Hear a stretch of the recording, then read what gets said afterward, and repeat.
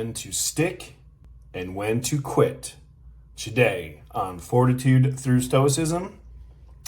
And this is my 365-day journey of implementing the ancient philosophy of Stoicism into the life of this modern masculine man. Look old and tired. So the quote today by Seneca.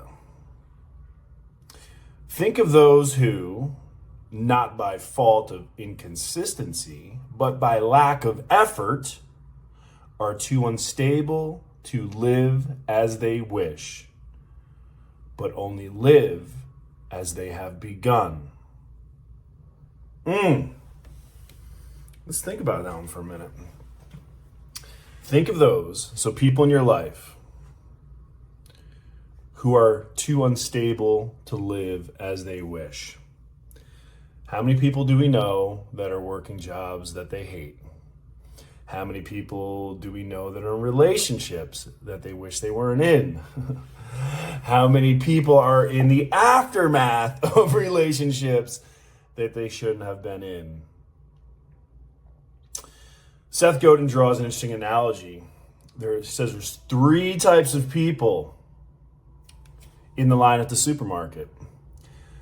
The first person will get in the shortest line and stay there no matter what. The second person is someone who will get in line but will repeatedly switch based on her perception of which line is moving faster. And then the third person is the type of person that'll get in line and will make one shift and stick there. They'll be in line, like when I go to Busch Gardens, I'm looking and I'm observing and I'm seeing which line's moving the fastest. Boom, make that decision and go. Well, actually, I double dip. I send one of my people to go stand in that line, I stand this line, and whatever one's faster. So technically there's four types of people.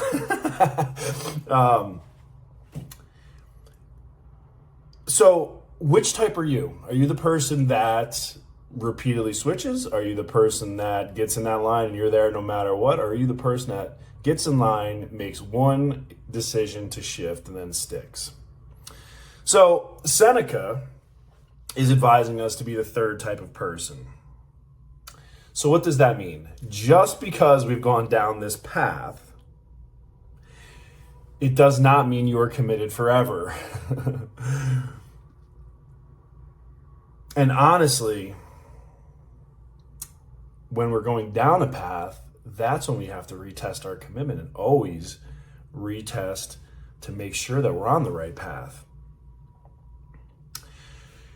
But just because we're on one path and we realize that it's not the right one, it takes courage to do things differently. Why? Why does it take courage to do things differently, Shawn? Because when we get in our little patterns, we do the same things over and over again. We're familiar with it. It's comfortable. Even if it's wrong, it's still the devil we know better than the devil we don't know. This is why people don't change. This is why people don't grow, because it's comfortable here. Outside this little bubble gets very scary. So it takes a lot of courage to do things different, to make a change. As well as the discipline not to be a line hopper. Oh, this looks better. Oh, this looks better. The grass is green over here. Oh my God, the grass is green over here. Oh my God, shiny silver object over here. I will go down a path and I will pull a hard e-brake on that son of a bitch if I realize it's the wrong path. I don't care, because one extra second wasted down the wrong path is 2 extra seconds you're wasting in life. One there and one back, right? We got to go the other way. So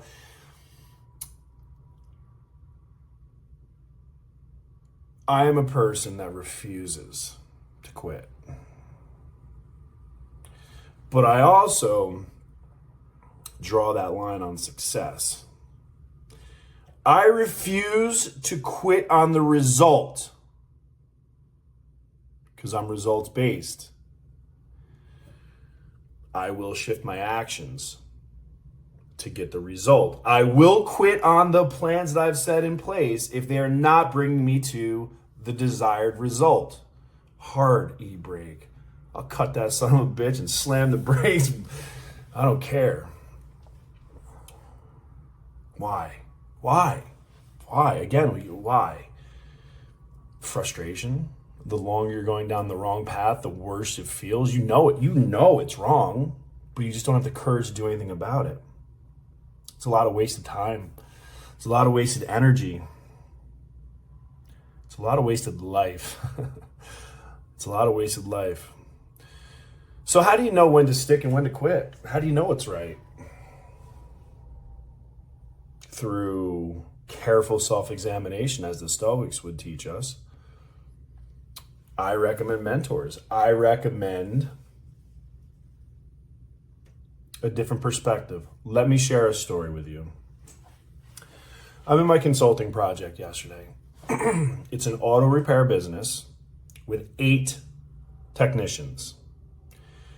To prove a point to the business owner about his inefficiency, I could write it on the wall all day. I could show numbers. I could do the labor inefficiencies. I could do numbers until you're nauseous.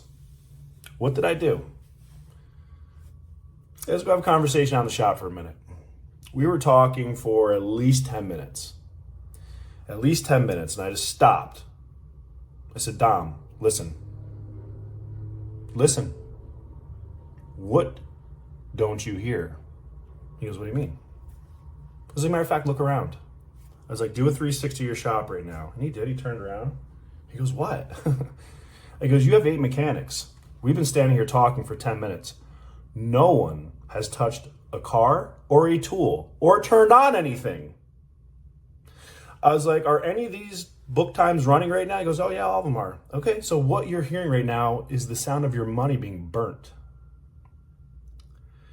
So he couldn't see that. Too close, got the blinders on. Too close to the problem. So he was going down the wrong path, but could not even see it. One, because he's not doing careful self-reflection and looking at the numbers. Different. But the point that I'm trying to make is, sometimes we're too close to the problem to see it. Sometimes we are the problem and we can't see it. This is where mentors come in. This is where coaches come in. This is where trainers come in. You show me a top-level professional in any career that doesn't have a coach mentor. Go ahead. Michael Jordan. Michael Jordan couldn't get to the NBA Finals, could not win a ring until he went out and got a performance coach. Tim Grover. Also coached Kobe Bryant. Also coached Dwayne Wade. How about that? Every top performer is going to have someone on Overwatch, someone looking at the blind spot, someone checking the different perspectives. Because you cannot get to the highest levels of success without advice, without guidance, and without some goddamn Overwatch.